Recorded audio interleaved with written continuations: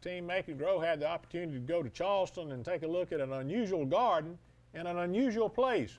It's up on the roof. In fact, this roof had a lot of these succulent plants that are right there on Amanda's head. It's Green Roof Outfitters, and there we visited with a young man, and he's going to tell us about a new concept in gardening. It conserves energy, and it produces some plants that are really great for our area.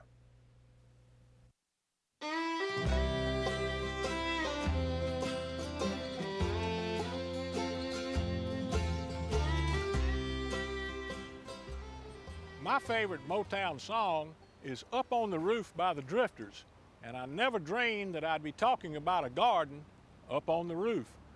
Michael Whitfield is with Green Roof Outfitters in Charleston, South Carolina. Michael, we're up on a roof at the corner of Calhoun and King Street. We've got a garden here. What is it all about? It's a green roof. It's not a painted green roof, and it's not a cool white roof, but it's actually vegetation on the roof, plants. And it serves a host of different benefits. Everything from energy savings to extending the roof life to reducing stormwater runoff, taking pollutants out of the air, creating oxygen, all that. Well, this is really a whole new concept in energy conservation and gardening, isn't it? It is, yeah. And we actually developed a modular system of doing it. So it's an easy way. It's a containerized system made from 100% post-consumer recycled plastic. We get them made in South Carolina. And so we fill them with a special geotextile filter fabric, then this special green roof soil, and these plants that are drought tolerant and hardy. They're all sedum plants. Well, before we talk about the plants, tell me about this fine rock, a pebble that you have on the top. Why do you have it on top of the soil medium? This fine pebble and these rocks are actually expanded aggregate. It makes them lightweight. It's almost like lava rock. So it has voids in there that make it lightweight but also retain water. And the plants like that environment. It drains really well and doesn't hold on to a lot of moisture. Well, the obvious question is moisture. When we don't get a lot of rainfall, how do these plants survive without any supplemental water? These are drought tolerant plants, something like a cactus. They're all sedum variety. They actually hold the moisture in their leaves. The system that we have has a little built-in reservoir in the bottom, so that'll hold on to about 1/3 of a gallon of water once it rains.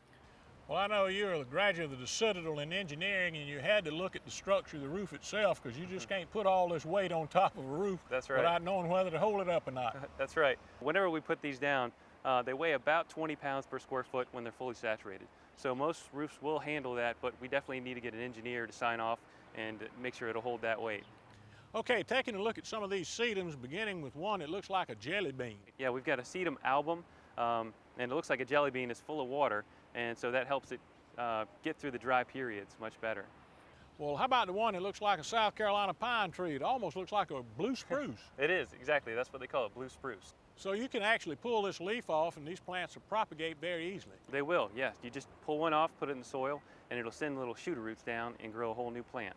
Michael, tell me about this grass on the roof now. Is this switchgrass? Some of it is, yeah. We got switchgrass, sweetgrass, some sedges.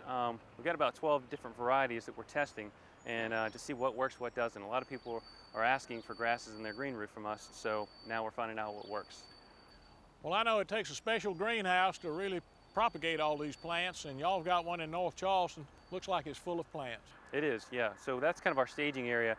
We actually put it in the middle of a parking lot to kind of simulate the harsh rooftop environments. So once we put it actually on a roof, then it kind of enjoys that area. We've got about 1/2 an acre there. We planted all the plants. They've been growing for about 2 years now. Well, I understand not only in Charleston, but y'all are also expanding this new technology. You've got a building up at Clemson, and you're working on some other projects also. Yeah, we've got 5 universities that we've done green roofs on that are actually doing research for us right now. Clemson's one of them. They've got state-of-the-art technology that they can really give us some good data that we can pass on to our customers. Michael, do you think we'll ever see the day when homeowners will have a garden on top of their roof? Definitely. We've got some homeowners that have actually used these for herbs and different small growing vegetables, and they've been doing pretty well. And of course, one of the most important things, it reduces energy consumption in the house. It does, yeah. You can reduce your energy consumption between 25 and 50% on your HVAC energy bills.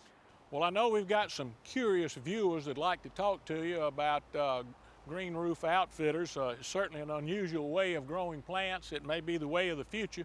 When you aren't up on the roof, how can they reach you? They can get me on my cell phone directly at 843-364-7653, or they can email me at michael@greenroofoutfitters.com, which is at greenroofoutfitters.com. Well, thank you for letting Team Make and Grow visit with you, and I certainly congratulate you for exploring this new technology using plants in a most unusual way. I'm going to stick with the plants on the ground around my house because I'm a little afraid of the roof, and I'm going to still stick with that old Motown song by the Drifters, Up on the Roof. Great, thanks.